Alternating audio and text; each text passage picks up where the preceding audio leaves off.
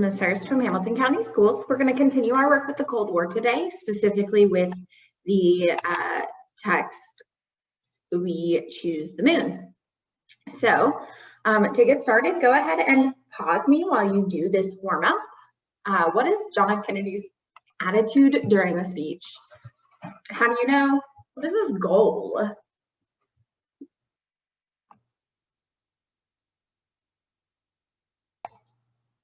All right, so today we're going to be looking at analyzing the impact of specific word choices on the tone of a speech. So we're going to look at some specific choices that John F. Kennedy made and how that really kind of helps him establish the tone. So just to kind of help us through the warm up, we know that JFK was attempting to garner support for the space program through this speech. So knowing that background really helps us determine that his tone or attitude is motivational.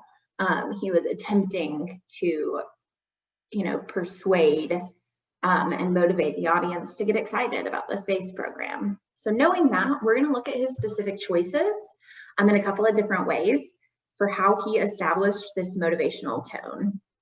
So one thing that you can always look at when you're looking for tone is any repetition. So looking closely at repeated words and phrases is just a great way to figure out what the author's attitude is because it shows what their focus is. Similarly, figurative language is really important because it packs a punch, right? It has more meaning than just literal language because it allows us to really think about what else the author could mean. I didn't finish the sentence. Looking closely at the examples of figurative language in a text allows us to think about other meanings the author might have. And then allusions, which we had an allusion in our work from yesterday, which is a reference to another text, historical event, or people. And authors use allusions to give their words more meaning because it allows the reader or the audience to take meaning from the literal words while simultaneously considering the background of the allusion. Who said it? What did they mean?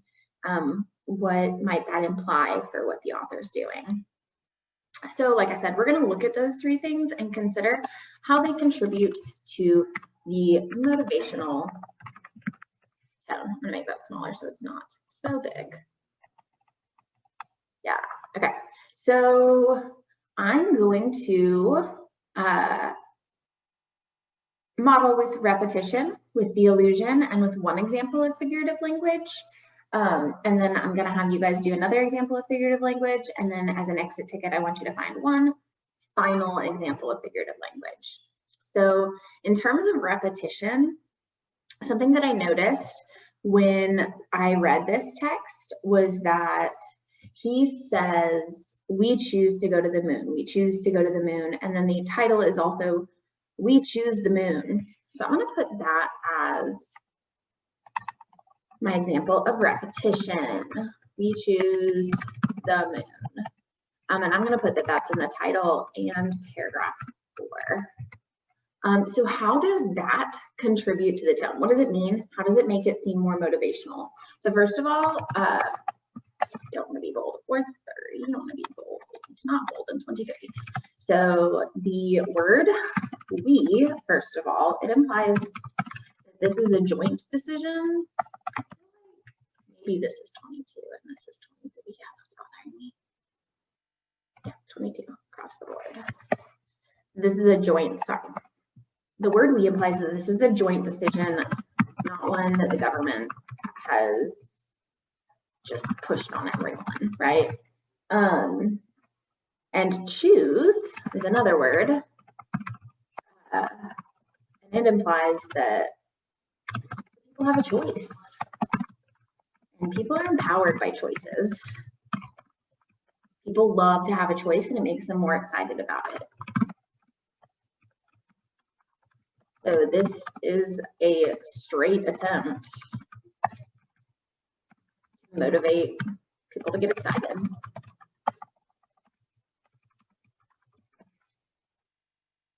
All right. That was really the only example of repetition I saw. I'd love to know if you found any others. So we're going to look at the same illusion that we looked at yesterday, which was paragraph 16. So it says, many years ago, the great British explorer George Mallory, who was to die on Mount Everest, was asked why did he want to climb it, referring to Mount Everest. And he said, because it is there. I'm going to go ahead and copy that in here with paragraph 16. I'm gonna make sure I put the quotation marks around it, and quotes in a quote get single quotes.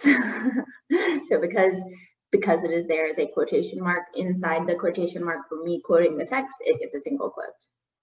So what is the meaning of this illusion? How is it motivational? So this illusion shows that this is an adventurous thing they're doing. It's an adventurous endeavor.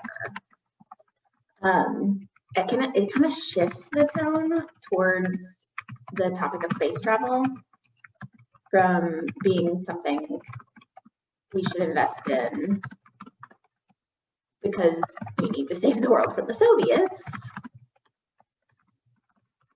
to something that we should invest in because it's an exciting, adventurous thing we should be looking forward to. It's not just that we have to save the world from the Soviets, it's that we want to be adventurous people, like this guy who died on Mount Everest because he wanted to climb it so badly. I think that's really powerful. All right. So I'm gonna start for this one on paragraph 6, figurative language. I'm gonna look specifically for metaphors and not paragraph 6, paragraph 3, sorry, for metaphors and similes.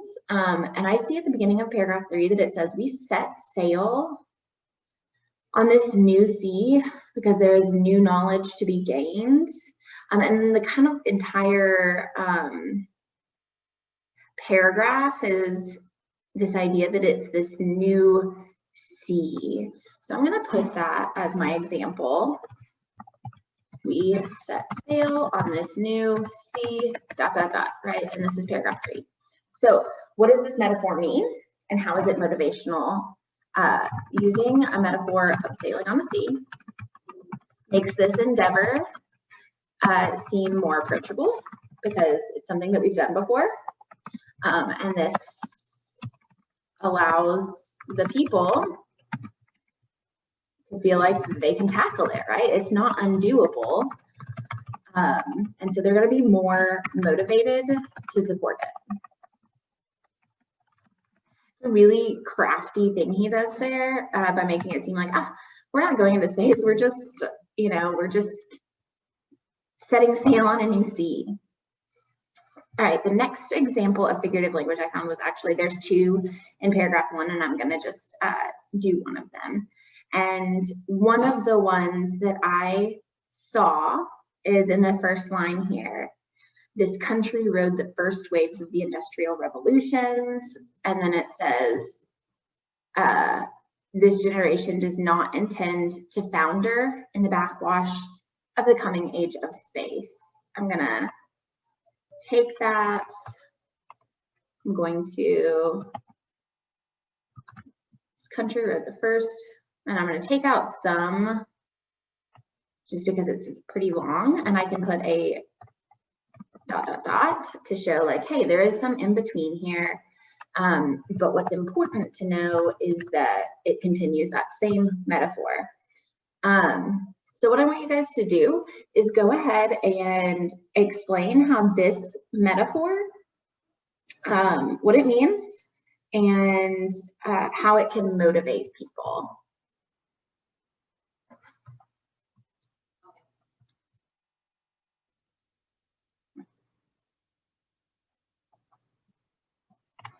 All right, I thought this one was really interesting because it's a similar metaphor to the one we just did because it's the same idea of like a sea and waves. But this metaphor makes it seem like previous generations just rode the wave while like they didn't actually control it. They just kind of like rode it. And now they're saying that JFK is asking the current generation to make a conscious decision to move forward. And this is really motivating the audience to support him. All right, so as you guys know, our CLT was to analyze the impact of specific word choices on the tone of a speech. We looked at repetition, allusions, and figurative language, focusing on that figurative language because there's more examples. For your exit ticket, I want you to find one final example of figurative language in the text and explain its meaning and how it contributes to the motivational tone of the speech. And then you will be done for the day. Have a wonderful rest of your day.